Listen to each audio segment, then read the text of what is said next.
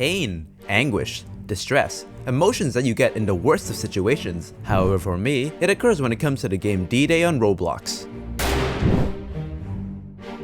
That might be incredibly harsh, so let me set the stage so you understand where I'm coming from. D-Day is a Roblox game created by these two fellows, and despite seeing them every time you boot up D-Day, I can never remember their names. We've got King Brick and Wolfheart, two developers that collectively make up the VisionWorks game development group. D-Day is quite successful, with it usually having a concurrent player count of a couple hundred. D-Day obviously takes place during World War II, with the map pool being different battles that took place during it. It's a multiplayer PvP shooter with two teams, the Axis and the Allies. The objective of the game is to capture or defend 5 flags in successive order, depending on whether your team is attacking or defending, until the time reaches 0, in which case the defenders win, or until all the 5 flags are captured, in which case the attackers win.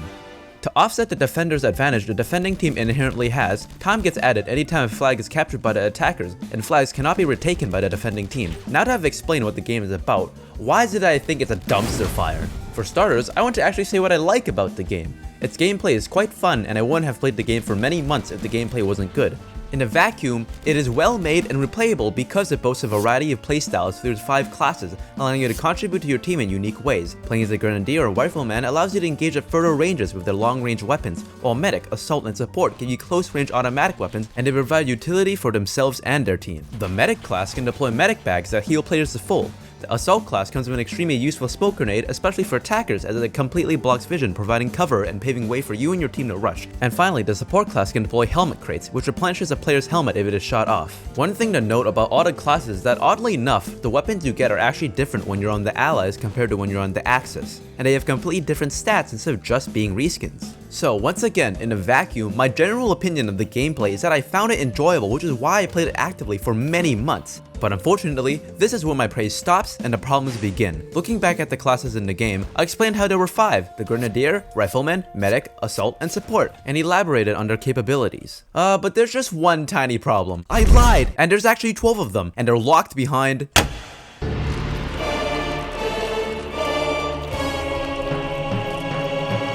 Yeah, that's right, bucko. If you want to use 7 out of the 12 total classes, you'll have to pay money. Wow, I love microtransactions. Not, and they are the sole reason why I say that D-Day is an absolute dumpster fire. If you watch any of my previous videos where I've discussed microtransactions in any capacity, you'd probably know I'm not too fond of microtransactions, especially ones that invoke the forbidden pay to win. Unfortunately, that's exactly what is in D-Day, so let's do a thorough breakdown of D-Day's microtransactions and 101 reasons why they are bad, terrible, and did I mention I really don't like them? This is another lie. There's actually only 99 reasons why I hate them. Anyways, let's begin with the least egregious game passes in the game. To clarify, game passes is just the Roblox terminology for microtransactions, and I'll be using it from now on. There are 4 game passes that are practically harmless, as in they don't or barely provide any advantage in combat. The traditional Hats game pass is obviously just cosmetic and does nothing else.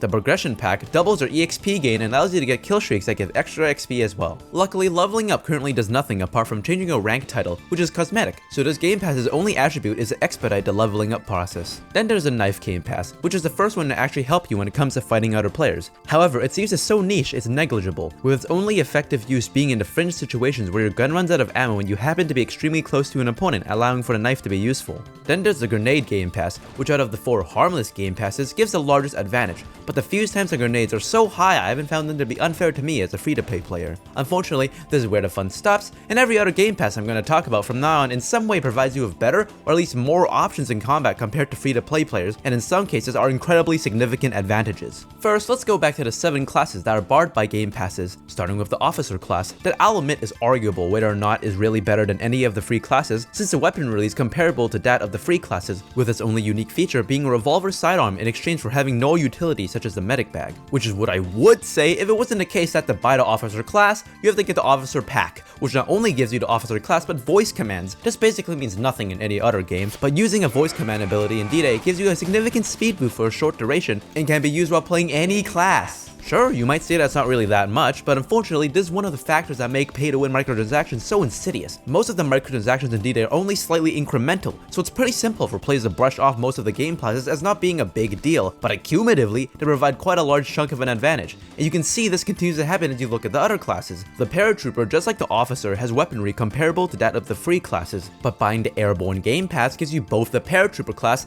and the ability to spawn from the plane and parachute down as any class when you are on the Allies team. game. And once again, it's easy to brush it off as only a very slight advantage. But first, just remember what I said about accumulative advantage. And second, people gravely underestimate how much of an advantage it actually gives. On Omaha Beach, which is the most popular map by the way, the first capture point is by far the hardest to take. Not only do the Axis, as a defending team, have defenders advantage, but they also have the high ground advantage. They get 2 stationary MG42s that do this. They spawn significantly closer to the point than the opposing team, and the allies as the attacking team have to land on the beach using boats, trek all the way across the sand with minimal cover, and then finally take the flag. Or you can pay 249 Robux and it bypasses all of that. You can now see how this can be unfair. In fact, it actually shortens the time it takes to reach the flag by so much. At the start of the round, you can actually get on the flag as allies before the Axis even get there. It's so stupid. It's no wonder that the times where the allies actually capture this point are almost exclusively when there are people with the airborne game pass.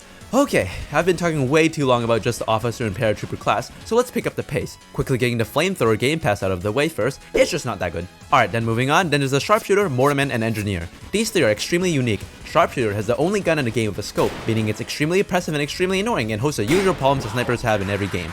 And the mortarman, well, gets a mortar, which is also very annoying because similar to the sniper, the playstyle is very low risk and yet has insta-kill potential. And let me tell you, being on the end of a constant barrage of lobbed explosives is no fun. Also, did I mention that the mortarman gets an unsuspecting pair of binoculars that have the ability to mark players and track them through walls? Like, do you know how useful a utility that is? Of course it had to be locked behind microtransactions. And finally, engineers can build barricades and mines, and wield a shotgun as their primary weapon. The mines are extremely infuriating since they're near invisible and insta-kill, making one of the most frustrating things to die to in a video game I've ever seen. The shotgun is pretty good, especially on defense, and the barricades aren't too special, apart from a possibly unintended strat where you build barricades on the sides of buildings to scale to the top of the roof. Then there's the final class game pass, Foreign Aid. There's not really anything special about it. No unique abilities and no utility, but its selling point is that it's the most versatile class in the game, as it has both a long-range rifle and a rapid-fire SMG. Now so far, I've avoided calling any of the aforementioned classes direct upgrades to the free classes, but the Foreign Aid game pass is literally just a direct upgrade. The Rifleman class has no special abilities, just like the Foreign Aid class, and is equipped with just a long-range rifle. Yet, the Foreign Aid class gets both a long-range rifle and an SMG! And it's not like these two guns are of subpar stats either. The SMGs are as good as the ones seen in the free classes, and the rifle you get on the Axis side as Foreign Aid is arguably even better than the Rifleman's rifle. Now, as bad as this already all seems, there's actually even more egregious game passes. Sure, I feel like bashing my head in every time I get killed by a sharpshooter or a mortar shell, and locking more than half of the classes in the game-bounding paywall is already really unfair. It still doesn't compare to the pain I experienced from the worst game pass of all, the bazooka, and its lesser-known cousin, the body armor game pass. These two are the definition of pay to win, as they literally just give a tangible, significant advantage with no downsides. The bazooka has to be the dumbest thing of all time, because it just gives the player the ability to make any 1v1 a joke, considering they have an insta-kill explosive they can pull out at any time. Unlike the classes where at least there are trade-offs between them, you are quite literally losing out on nothing when you purchase the bazooka game pass, because it just gives you a bazooka you can use on any class, and oh boy is it powerful.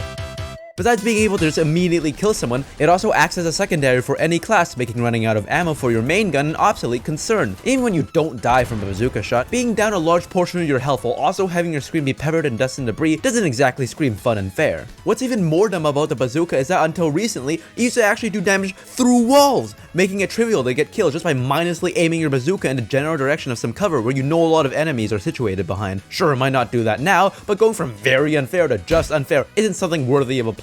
It's still unfun and unfair to play against. And now let's end off everything with the body armor game pass, the last one of the bunch. You get a 25 max HP increase stacked on top of the 100 base HP all classes already have, except for the support class, which is 110 HP. Now 25 max HP increase is nothing to scoff at. Anybody trying to say it's negligible and that it just means you survive 1 or 2 more shots does not realize that it's a 25% increase in survivability, which is not a small amount. And sure, 1 more shot might not sound much for a rapid firing SMG, but for the slow firing rifles like the Rifleman class has, where the point of them is that hitting headshots are supposed to be very rewarding by being able to insta-kill, it means that the time to kill is quite literally infinitely slower when playing against a player with body armor, as it allows them to survive a 105 damage headshot from the Rifleman's rifle. Phew, alright, that's all the game passes. So what was the point of all this complaining? Well, I mean, yeah, obviously I can do as I please and I was just kind of venting, but another big factor that led to the creation of this video was also partly fueled by the D-Day community itself. You think that saying pay to win is bad is a fairly innocuous opinion. Like, I mean, yeah, what's new, Sherlock? Having microtransactions in a PvP game that gives you an advantage over other players is unfair and unfun. Tell me something I don't know. But the thing is, apparently not to these guys. It is actually so frustrating and even slightly concerning that there are some people that are okay with the pay to win, or in some fringe cases, think it outright does not exist. And oh my god, these kinds of people will literally have the worst arguments of all time and just group people who complain about pay to win to just be bad at the game. Like, listen here, bucko, I can understand how you can get a bit annoyed at people complaining about pay to win, but that's not a basis to dismiss the entire argument alone and think that the game is not pay to win at all. I could go on and on debunking the arguments I've heard defending the pay to win in D-Day, but there's honestly no point and I already feel insane trying to. So I'm going to end off this video by just saying that I don't have any ill will towards the developers of D-Day despite my criticism. And also, one of the developers actually talked to me while I was still in the process of making this video, and I'm glad they did this. The conversation we had was mostly centered around the reason why D-Day is pay to win in the first place. I'm not going to bore you by reading the whole thing, so I'll just show you the conversation on screen while summarizing it. Basically, King Brick and Wolfheart feel that adding pay to win was the least bad option they could implement to generate revenue, compared to worse methods such as loot boxes, and that at the end of the day, the goal of most games is to be profitable and aren't just pure passion projects. Considering this, I understand the developers' points of view better, but I still disagree as I don't feel it's justified to sacrifice so much game quality and make the game unfair in pursuit of a profit. At the end of the day, I feel that my criticism of the Game Passes still stands as they really are just unfair and unfun, but I don't want any of my audience to attack the developers or harass them because that is dumb, bad, and doesn't make anything better. But also, like, what audience am I, right guys? Anyways, tune into my channel next time to watch me go insane again when my next upload comes in 5 to 10,000 business days.